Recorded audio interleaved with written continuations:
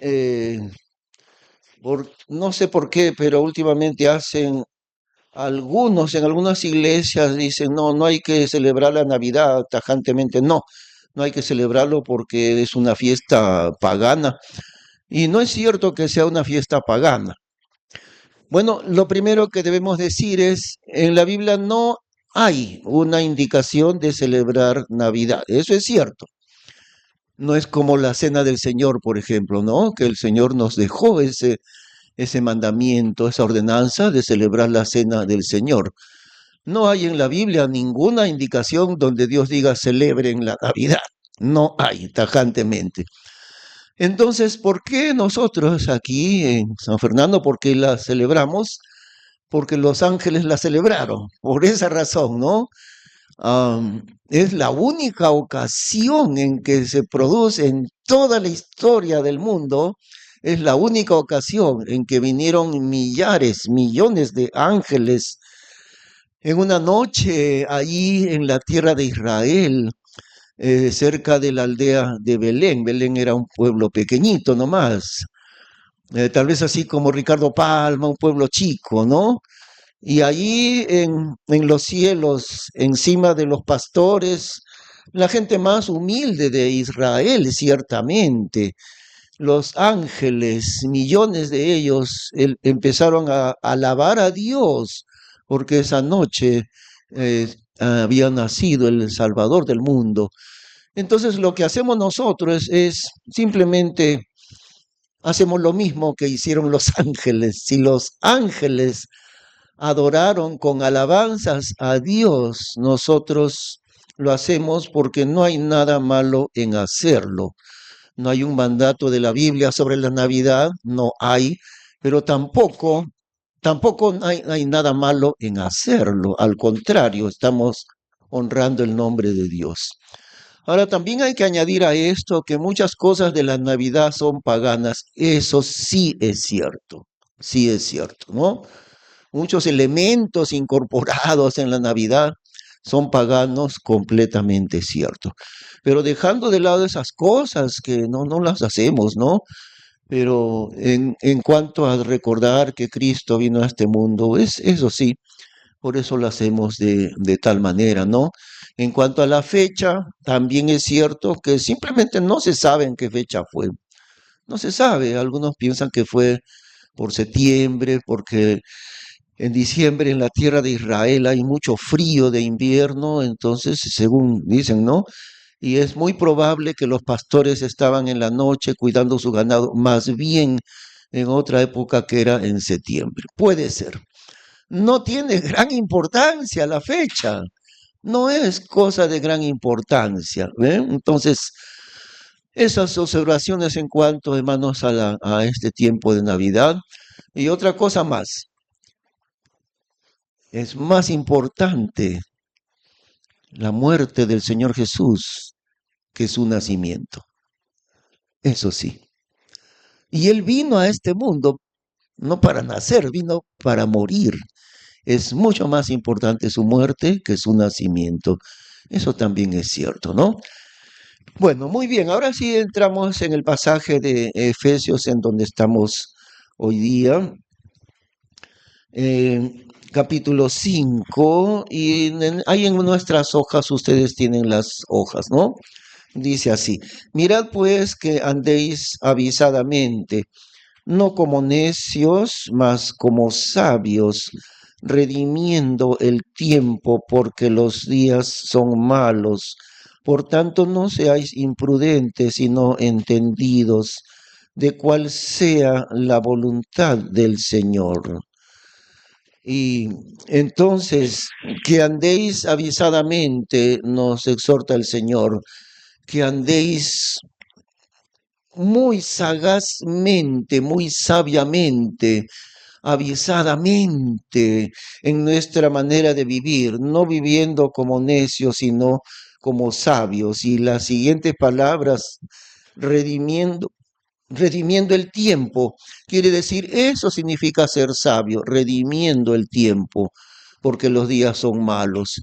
Y el que no es sabio, entonces no entiende que Cada día debemos redimir el tiempo, entendiendo que el tiempo es urgentísimo cuando entendemos la perspectiva de Dios. Nosotros estamos ubicados en el tiempo de la misma manera que estuvo ubicado Lot en el tiempo. ¿De qué manera estaba ubicado Lot? Estaba él viviendo, no fue por la voluntad de Dios, pero él se metió a vivir en la ciudad de Sodoma, en Sodoma y Gomorra. Dios no le había indicado, fue él el que escogió, porque Abraham le había dicho, mira, Lot, como son demasiados los ganados tuyos y míos, entonces ya no hay espacio, entonces más bien nos separamos. Escoge tú. Abraham le dio cortésmente la preferencia a su sobrino Lot. Le dice Abraham a Lot, escoge tú, si tú te vas a la derecha, yo me voy a la izquierda. Y si tú escoges la izquierda, yo me voy a la derecha. Así que Lot escogió. Y él lo único que se fijó fue la riqueza, la enorme riqueza de la ciudad de Sodoma. Y ahí se fue, ¿no? Ahí se fue. Y Abraham se fue en el lado contrario. Pero dice la Biblia que estaban ellos teniendo a Betel al occidente y Jai al oriente. Betel quiere decir la casa de Dios, pero Jai quiere decir el basurero. Y ahí al oriente era el basurero, para Dios era el basurero. Y el basurero escogió Lot. El hombre lo veía como riqueza, como gran prosperidad, pero Dios le llamó a esa zona Jai, que significa el basurero, el muladar, más exactamente. El hombre dice, esto es prosperidad, esto es riqueza, esto es progreso. Dios dice, no, eso es el muladar. Y el muladar escogió Lot, la ciudad de enorme riqueza, Sodoma, y la ciudad al mismo tiempo de gran pecado, que no es nuevo eso, ¿no? La homosexualidad estaba desde el hombre más viejo hasta el más joven, eran homosexuales ahí en Sodoma. Y él había escogido eso. Pero Abraham fue entonces a Betel, que quiere decir la casa de Dios, el lado contrario. Y cuando viene el momento en que Dios va a destruir a Sodoma y Gomorra, entonces la ciudad de destrucción está allí, a punto de ser quemada. Y Lot se demoraba para salir. Cuando rayaba el alba, dice la Biblia, los ángeles apuraron a Lot, tomaron de su mano y lo sacaron porque se demoraba en salir de la ciudad de destrucción. Y le dijeron, corre, escápate, no te detengas, ve al monte, no sea que te alcance la destrucción. Corre, no pares en todo este camino. Escapa al monte. Ahora allí tenemos un significado, miren, ¿no? La ciudad de destrucción, el mundo en que vivimos está a punto de ser quemado. Y nosotros no medimos el tiempo como Dios lo mide, mejor dicho, medimos el tiempo incorrectamente. Nosotros decimos, ¿cuánto tiempo faltará para la venida de Cristo? Y eso no es cierto, eso no es cierto. Las últimas palabras de Dios en la Biblia son, ciertamente vengo, ¿se acuerdan qué dice? Ciertamente vengo en breve, ciertamente vengo en breve, ciertamente vengo, ya vengo. Dios sabe cuál es la medida del tiempo para nosotros. Nosotros somos los que estamos mal diciendo, ¿cuánto tiempo, quién sabe, faltará para que venga Cristo? Y eso no es cierto. Entonces, ese pensamiento tenía Lot. Amanecía y ya le habían advertido ellos que al amanecer vendría fuego con azufre del cielo y toda la ciudad sería destruida. Pero Lot se retardaba. Y entonces, retardándose él, los ángeles le tomaron de la mano y lo jalaron para que saliera. Ahora, la ciudad de destrucción es el mundo, simboliza, ¿no? El mundo que está a punto de ser quemado. Este mundo será quemado. Si usted se hizo una enorme casa de 2 o de 3 pisos, vaya despidiéndose de su casita porque pronto será quemada. Y todo lo que hay en este mundo también. Y Lot no entendía lo que Dios le estaba diciendo. Sal pronto y no pares en todo este camino. Y él se retardaba. Si el creyente no entiende eso, que vivimos en un mundo que va a ser quemado muy pronto, y estamos saliendo de esta ciudad de destrucción. Los ángeles le dijeron, escapa al monte. Y el monte es el Señor Jesucristo. Escapa al monte. No te detengas. Pero la esposa de Lot se detuvo y fue convertida en estatua de sal. Eso se llama redimir el tiempo. Debemos entender, hermanos, la urgencia del tiempo. Nosotros somos como Lot, saliendo de la ciudad de destrucción hacia el monte de Dios, hacia la ciudad de Dios y hacia el Señor Jesús también.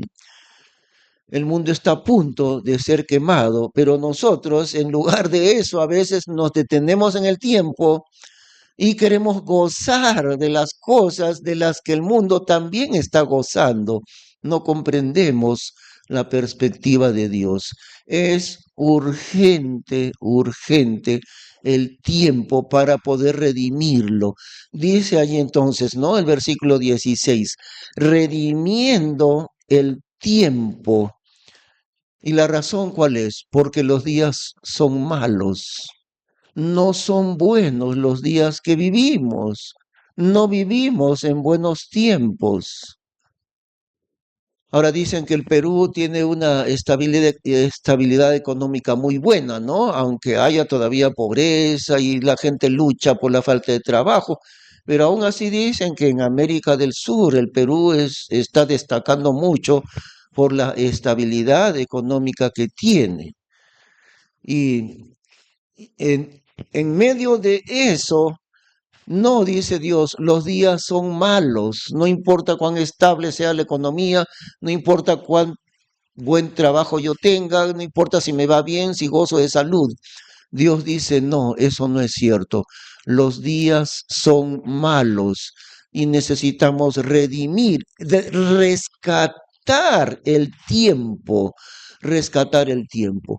También dice en el Salmo 90 ahí, que es un salmo de Moisés, dice, clamando a Dios, dice Moisés, enséñanos de tal modo a contar nuestros días que traigamos al corazón sabiduría.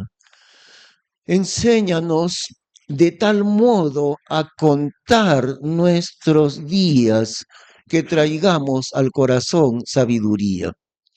Y ahora más que nada, porque estamos ya casi para empezar un nuevo año. Y como hemos dicho, hermanos, que al empezar enero también tendremos una reunión especial de planificación para trazar los planes, para encontrar, no es la palabra trazar los planes, sino encontrar los planes de Dios para nosotros como iglesia, ¿no? Eso lo haremos en enero, ya habíamos dicho. Íbamos a hacer una pequeña vigilia empezando 7 de la noche hasta las 12 de la noche para poner en oración esos planes como iglesia. Y ahí entonces se trata de rescatar el tiempo, redimir el tiempo. ¿Cómo inviertes tu tiempo, hermano, hermana? ¿Cómo inviertes tu tiempo? ¿Qué le dirás al Señor cuando el Señor, en lo que se llama el tribunal de Cristo, ¿no? Así se llama, el juicio de los creyentes, el juicio de los hijos de Dios, que no es un juicio de condenación, porque nadie que entre al tribunal de Cristo será condenado. Es un juicio exclusivamente para los hijos de Dios, para nosotros. Y no es un juicio para salvar ni para condenar, porque todos los que entran allí al tribunal de Cristo ya fueron salvos. Pero es un juicio de recompensas. Y el Señor dirá, ¿qué hiciste con el tiempo de tu vida que yo te di? ¿Qué hiciste? ¿Cómo usaste el tiempo que yo te di? ¿Cuántos hijos espirituales has tenido? Será una de las preguntas que Dios nos hará. ¿Cuántos hijos espirituales has tenido? ¿Por cuántas personas perdidas oraste para que sean salvos? ¿A cuántas personas testificaste del Señor Jesucristo? ¿Y cuántos llegaste a discipular si ganaste para Cristo a alguna persona? Esa es una de las preguntas más importantes que Dios nos hará en el tribunal de Cristo. ¿Y cuál es la respuesta? Hermano, ¿cuál es la respuesta? Todavía nos queda tiempo, todavía tenemos vida, no sabemos cuánto, pero Dios todavía nos ha dado vida. Y Dios te va a preguntar, ¿qué hiciste con los años de tu vida? Había un hermanito que recordamos mucho, mucho, se llamaba el hermano Santiago Madueño, algunos lo recuerdan. Y él falleció cuando tenía ya, si no me equivoco, 93 o 94 años. Pero él, desde que conoció al Señor, más o menos tenía como algo de 73 años o tal vez 75 años por ahí, cuando conoció a Cristo en la iglesia bautista de Chaclacayo. Y él me decía, ¿cómo hubiera querido yo conocer al Señor siendo joven? Qué diferente hubiera sido mi vida. Pero aún con lo que tenía una edad avanzada, quería seguir sirviendo al Señor. Él estaba enfermo los últimos meses de su vida. Y cuando yo le visitaba me decía, ya quiero que Dios me levante de esta cama, porque quiero seguir ayudando en la obra misionera. En ese tiempo él ayudaba en Santa Eulalia, que después se trasladó, lo de Santa Eulalia lo trasladamos a Cachahuacra, ¿no? Pero él iba los domingos en la tarde, siempre, siempre. Imagínense, 93 años de edad. Y estando enfermo decía, quiero que Dios ya me sane porque quiero seguir ayudando en la obra misionera. Y él se lamentaba de no haber conocido a Cristo más joven. Ahora nosotros todavía tenemos ciertos años de vida, ¿no? Si el Señor no viene hoy día en la noche, porque puede venir hoy día en la noche, pero si el Señor no viene hoy día o mañana o la próxima semana, entonces todavía tenemos unos años de vida. ¿Qué quiere decir redimir el tiempo? Redimiendo el tiempo, porque los días son malos. Invierte el tiempo de tu vida que Dios te ha dado, hermano, inviértelo en el reino de Dios. O lo inviertes para ti mismo. Para ti mismo inviertes tu tiempo. ¿Para qué? ¿Cuál es el objetivo de todo lo que haces cada día de tu vida? Esa es la pregunta. Ahora seguimos en el versículo 18, ¿no? Ahí, 18. Y no os emborrachéis con vino en el cual hay disolución. Antes, sed llenos del Espíritu, hablando entre vosotros con salmos y con himnos y canciones espirituales, cantando y salmeando al Señor en vuestros corazones, dando gracias siempre por todas las cosas a Dios y al Padre, en el nombre del Señor nuestro Jesucristo. Interesante que cuando habla de la música cristiana, que esto es uno de los pocos versículos en el Nuevo Testamento en donde se habla de los cantos, de los himnos, alabando al Señor, pero está en el contexto de que no nos emborrachemos. Lo contrario de estar borracho es lo que dice allí, más bien llenos del Espíritu, verso 18, ¿no? Y no os emborrachéis con vino, y no hay necesidad de que diga o con cerveza o con whisky o con pisco, ya sabemos, cualquier bebida alcohólica, por supuesto, ¿no? No solamente el vino. Y no os emborrachéis con vino en el cual hay disolución. Antes, sed llenos del Espíritu. El vino quita la conciencia de la persona, pero lo contrario de estar borracho es ser lleno del Espíritu. Mientras el vino quita la conciencia de la persona, porque ya no sabe lo que hace, Y si supiera lo que hace, el borracho no agarraría su carro a 120 kilómetros por hora y se mata más allá y mata a otras personas junto con él, si no es porque ha perdido la conciencia de las cosas el que está borracho. El vino quita la conciencia de la persona. Ya no sabe qué es lo que está haciendo, pierde el dominio de sí mismo el que está borracho. Pero el que está lleno del Espíritu Santo es lo contrario de perder la conciencia. Estar lleno del Espíritu Santo no es perder la conciencia, sino al revés. Porque por ahí muchos salen diciendo, ¿no? Tienes que ser lleno del Espíritu Santo. Entonces vas a comenzar a bailar y te vas a tirar al piso y vas a estar así temblando. Ahí estarás lleno del Espíritu Santo. Y eso lo difunden por todos lados, ¿no? Ahora, también es algo ahí muy importante de parte de Dios que es en Tesalonicenses donde dice que nosotros no somos de la noche ni de las tinieblas, somos del día, somos de la luz. Por lo tanto, si somos hijos de la luz, los que duermen, de noche duermen, y los que se embriagan, de noche se embriagan. Y esto tiene una aplicación espiritual, como ya nuestros hermanos del discipulado han aprendido, ¿no? Hay tres aplicaciones de la Biblia. La primera es la que es literal, la que es histórica, la que está ahí exacto como dice, pero hay otra aplicación más que es doctrinal y hay una tercera que es a mi propia vida, mi vida personal. Entonces, este verso de Tesalonicenses donde dice que nosotros no pertenecemos a la noche ni a las tinieblas, porque los que duermen, de noche duermen, y los que se embriagan, de noche se embriagan.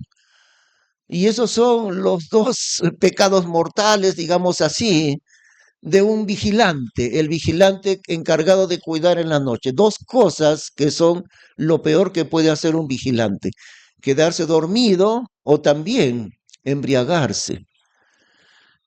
Y ahí hay una aplicación doctrinal. Escuchen bien, hermanos, hay una aplicación doctrinal en este versículo, porque los que duermen, por tanto, dice, no durmamos como los demás, porque los que duermen, de noche duermen, y los que se embriagan, de noche se embriagan. Y los que duermen espiritualmente son los bautistas, los que duermen, que están dormidos. Pero hay otros que están borrachos y son los pentecostales, borrachos. ¡Ay! ¡Prum! Se tiran al suelo y las mujeres también se tiran al suelo y le ponen el dedo en la frente y ¡prum! Se caen para atrás. Eso no es estar lleno del Espíritu Santo. Eso se le puede llamar con toda propiedad borrachera espiritual. Eso no es del Espíritu Santo. Porque acá nos está diciendo, no os embriaguéis con vino, no os emborrachéis con vino, en el cual hay disolución. Desenfreno, ¿no? Disolución quiere decir desenfreno. Ya no hay freno para el pecado en el que está borracho, no hay freno para nada. No tiene ningún freno, es disoluto, perdió el control de sí mismo. No os emborrachéis con vino en el cual hay disolución. Antes sed llenos del Espíritu. Y ser lleno del Espíritu es lo contrario de la disolución del borracho. El que está lleno del Espíritu no ha perdido el control de sí mismo. Por lo contrario, tiene mucho mayor control de sí mismo el que está lleno del Espíritu. Entonces, no es como dicen por ahí, ¿no? Mira, se cayó al suelo, está temblando, pataleando y está como desmayado, tiene como convulsiones. Mira, ¿sabes por qué? ¿Qué le pasa? Está lleno del Espíritu. Y eso es mentira, simplemente es mentira. Eso no es la obra del Espíritu Santo. El Espíritu Santo nunca produce semejante situación. Entonces van a preguntar, si no es la obra del Espíritu Santo, ¿la obra de quién es? La respuesta es, será la obra, quién sabe de quién, menos del Espíritu Santo. ¿De quién será la obra? No, no interesa, de repente es obra satánica, no hay necesidad de saber de quién es la obra de ese que está allí. Y los hermanos dicen, se llenó del Espíritu Santo y por eso está así temblando y tirado.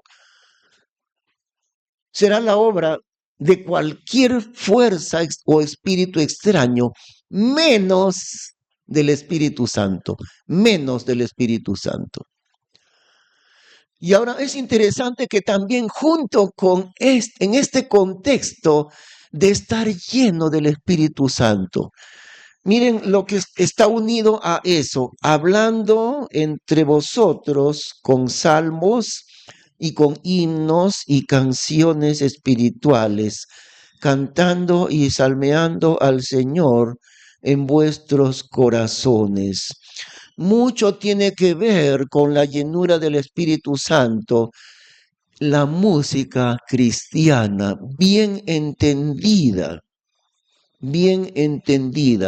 porque una de las cosas que más se ha degradado entre las iglesias en el tiempo actual, la música cristiana.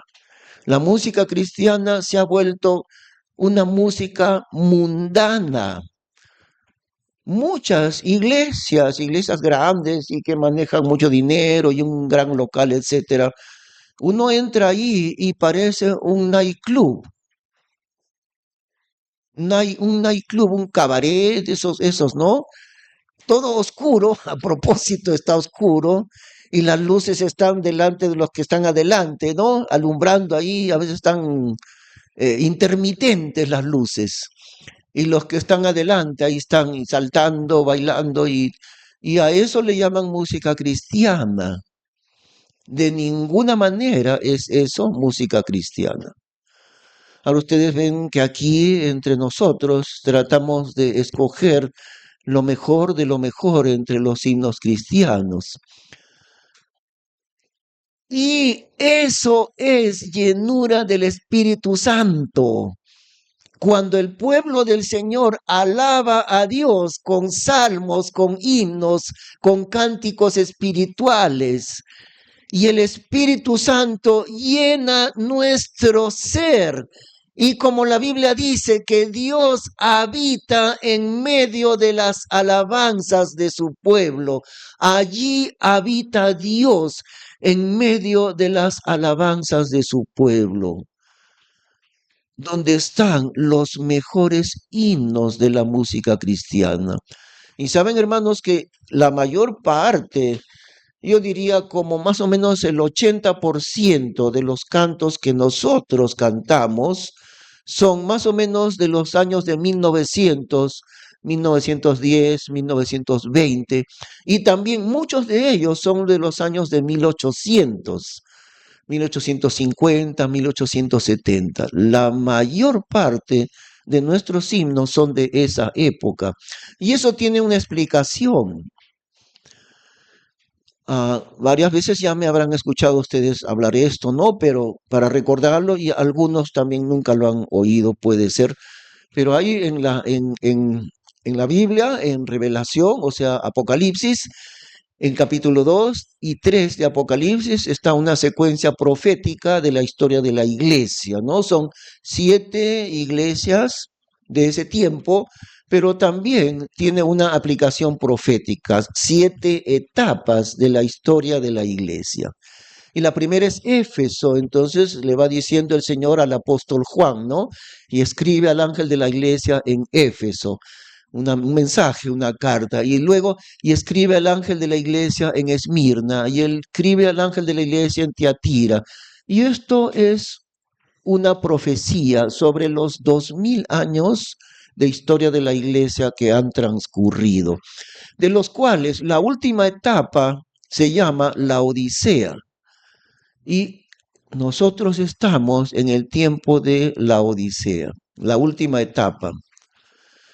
Pero la última etapa de la historia de la iglesia, que es ahora, si nosotros analizamos las 7 cartas, la peor de todas es la última, o sea, la Odisea.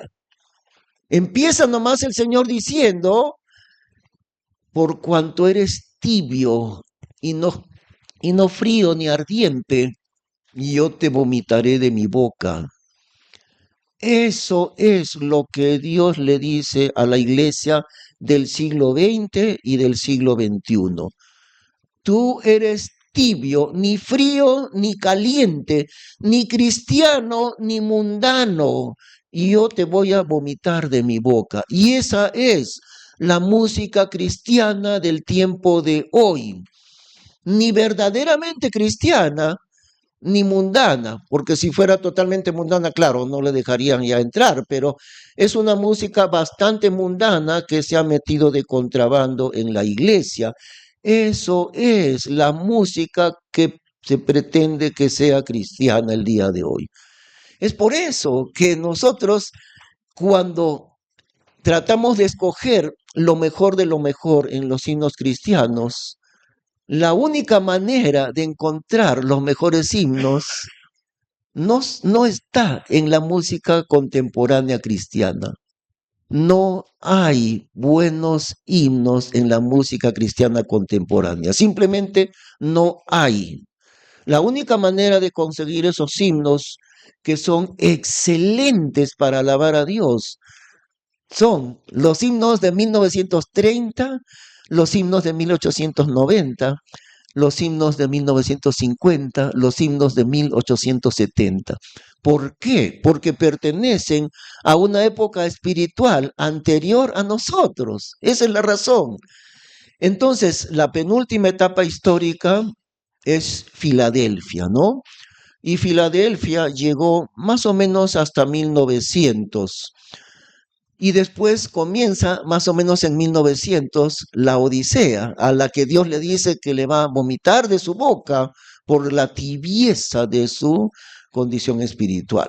Pero Filadelfia es la época anterior, una época, la de Filadelfia, que corrió más o menos de 1500 hasta 1900, a la cual, si usted lee Filadelfia, ahí en capítulo 3 de Apocalipsis, a la cual Dios no le reprende en nada, más bien le felicita diciéndole, por cuanto has guardado la palabra de mi paciencia, yo también te guardaré de la hora de la prueba que ha de venir sobre el mundo entero. Esa es Filadelfia. Y a esa época anterior a nosotros, que fue Filadelfia, a esa época pertenecen los himnos más excelsos que nosotros cantamos, hermanos. Porque la llenura del Espíritu Santo tiene que ver con 2 cosas, con la palabra de Dios y con los cantos cristianos. Con la palabra de Dios viene la llenura del Espíritu Santo. No con saltar, ni gritar, ni danzar, como está tan difundido. Y estoy seguro que todos ustedes han encontrado eso en los videos que todo el mundo entra ahí, ¿no? En los videos de las redes sociales, en YouTube, en TikTok.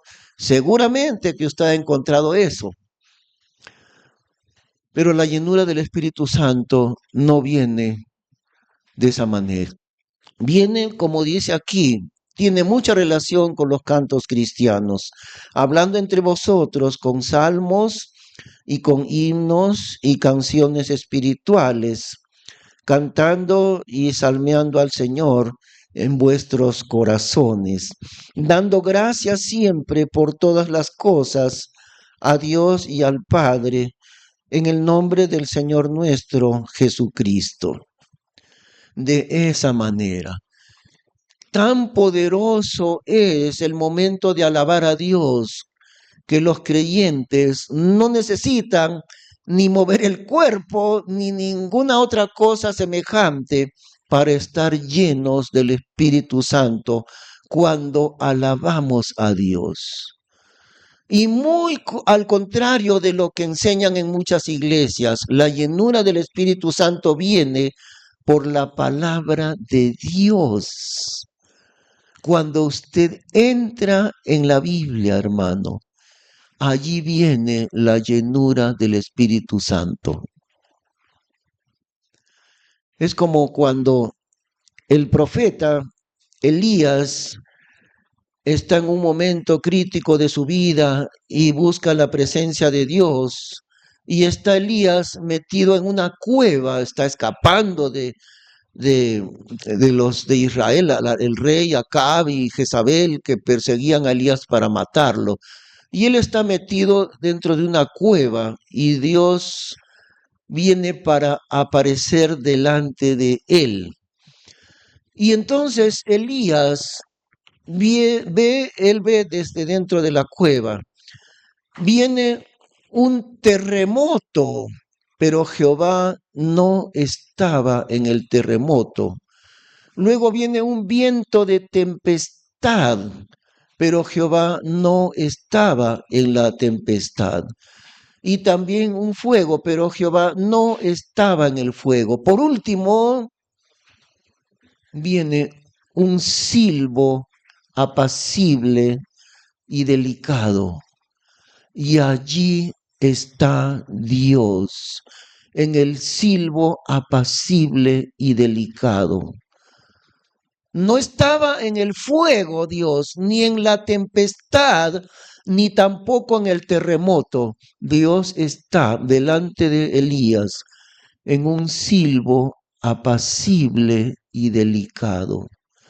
La palabra de Dios es lo que muchos creyentes, lo que menos piensan que va a producir la llenura del Espíritu Santo. Pero es la Biblia la que produce la llenura del Espíritu Santo.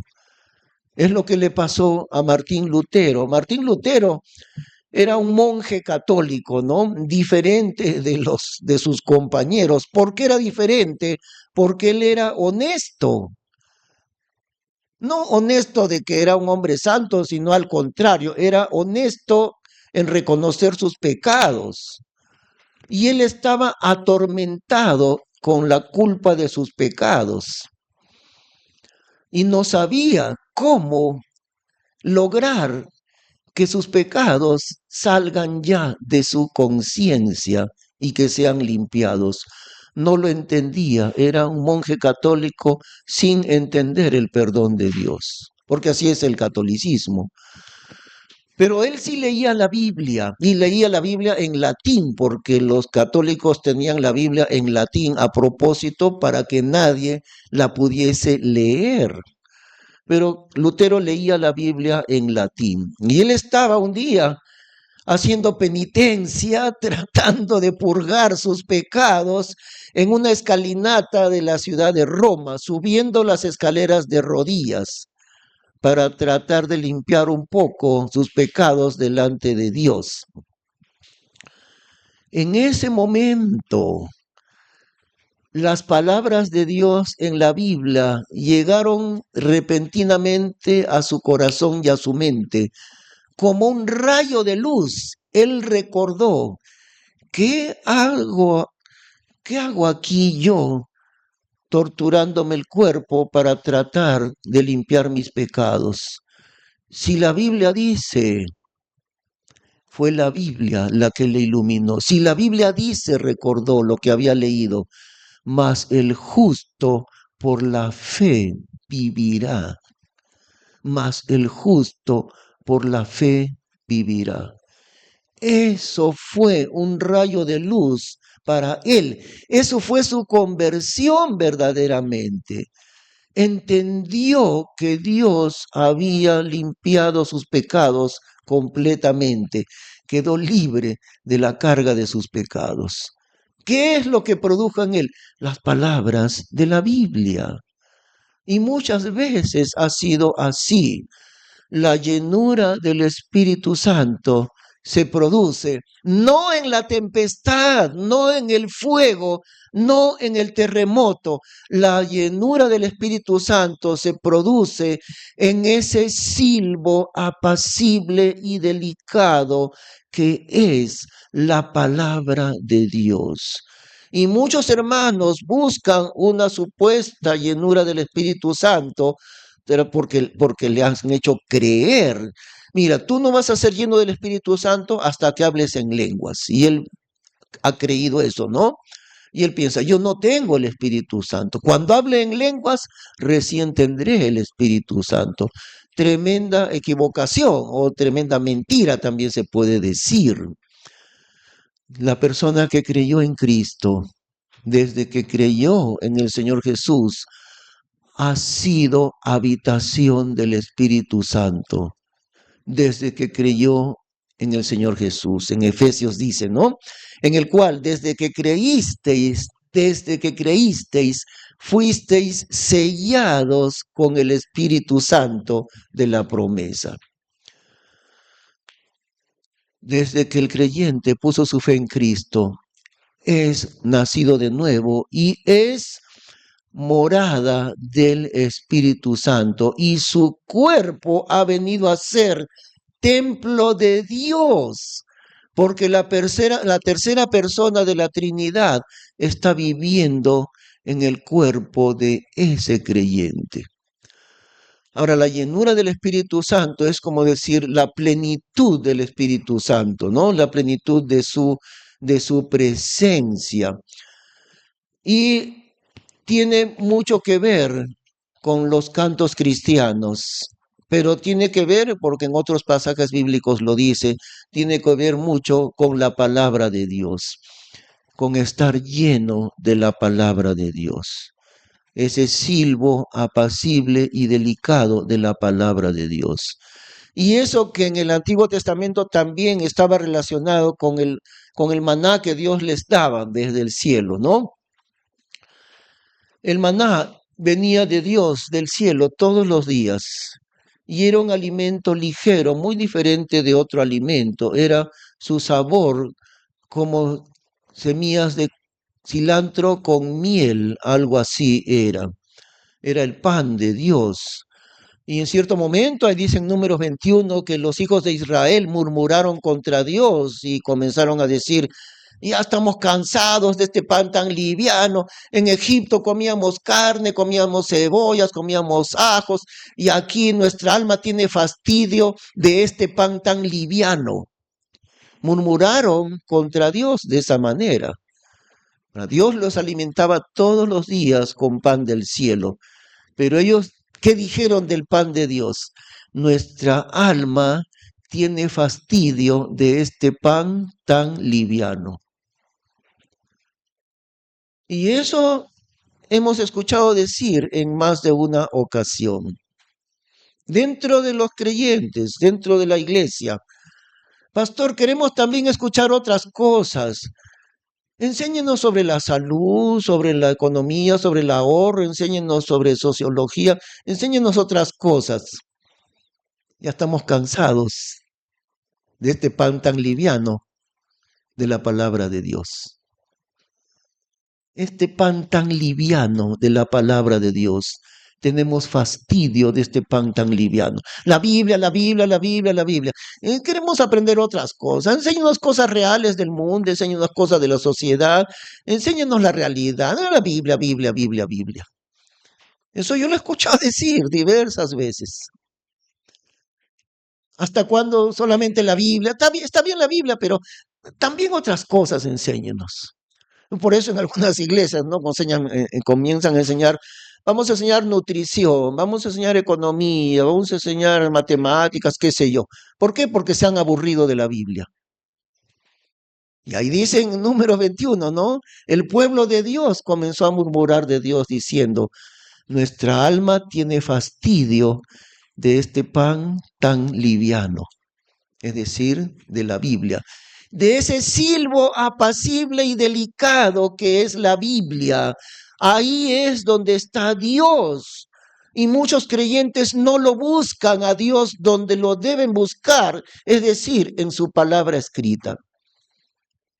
Y buscan como les hacen creer, ¿no? Hermanito, pide a Dios, clama en oración. Vas a ayunar 10 días y vas a pedir a Dios, Señor, lléname del Espíritu Santo, Señor, hazme hablar en lenguas, porque tú cuando me hagas hablar en lenguas, ahí voy a ser lleno del Espíritu Santo. No puede haber una forma más equivocada de buscar la llenura del Espíritu Santo, como si el Espíritu Santo tuviese que ver con aquellas cosas. Por eso es que hemos dicho que en Tesalonicenses hay dos problemas allí, ¿no?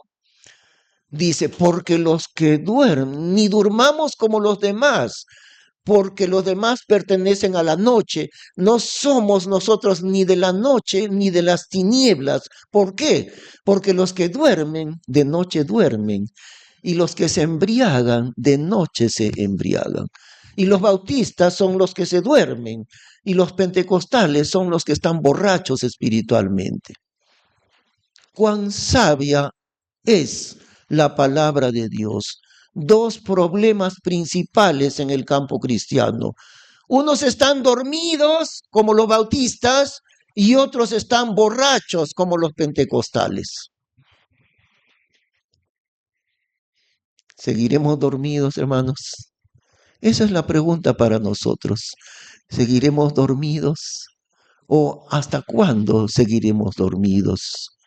Es momento de despertar, redimiendo el tiempo, porque los días son malos. Ese es el llamamiento de Dios para nosotros. La pregunta de Dios es, ¿qué decisión vas a tomar en tu vida? En este año que ya está muy pronto para comenzar, ¿qué decisión vas a tomar? ¿Qué vas a hacer con los días de tu vida, con los meses, con los años de la vida que yo te di? ¿Qué vas a hacer? ¿Por cuántas personas perdidas vas a comenzar a orar? ¿A cuántas personas vas a testificar, vas a evangelizar? ¿Y a cuántos creyentes nuevos vas a evangelizar? Eso se llama redimir el tiempo. Porque dijimos, ¿no? Hace poco recuerdan, nomás hay dos cosas eternas en este mundo. Solamente hay dos cosas eternas en esta vida. Una es la palabra de Dios, es eterna. Y la otra es el alma de las personas. No solamente nuestra alma, las personas que están allá afuera sin Cristo y cuyo camino va directamente al infierno eterno, a menos que nosotros les hablemos para ser salvos. Dos únicas cosas eternas. Invierte tu vida en lo que es eterno, hermano, en la palabra de Dios y en el alma de las personas. Vamos a terminar en oración. Señor, enséñanos, Padre Celestial, como iglesia tuya, llegando al final ya de este año, queremos escuchar tu voz, queremos encontrar los planes tuyos, queremos aprender a ser obedientes, Padre Celestial. Queremos despertar del letargo espiritual en que estamos, indiferentes para con las almas perdidas,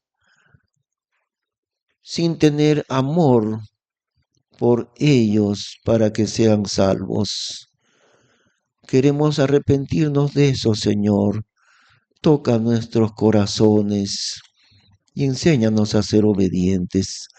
Te damos gracias en el nombre del Señor Jesús. Amén. Hermanos, le rogamos ponerse de pie para cantar el último himno.